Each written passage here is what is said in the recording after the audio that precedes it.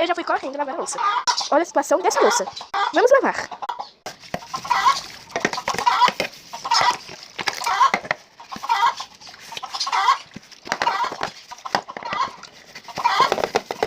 Pronto, já lavei a louça. Agora eu vou arrumar meu quarto para depois poder varrer a casa. Gente, meu quarto tá uma zona total.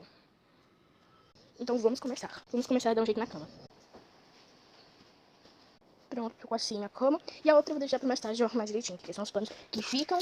Minha régua caiu no chão aqui. E é isso, agora eu vou abrir aqui um pouco a janela pra ventilar, que tá muito calor, gente. Tá de manhã? Tá, mas fica muito calor. Então, tá bom.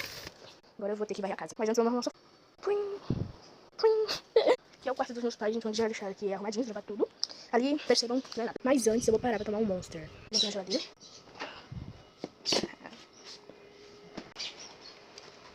Não gravei tomando pra vocês, porque o tempo tá acabando, eu não queria fazer parte 2, mas eu acho que vai ter que fazer parte 2. Tchau, gente. Curta com a parte 2.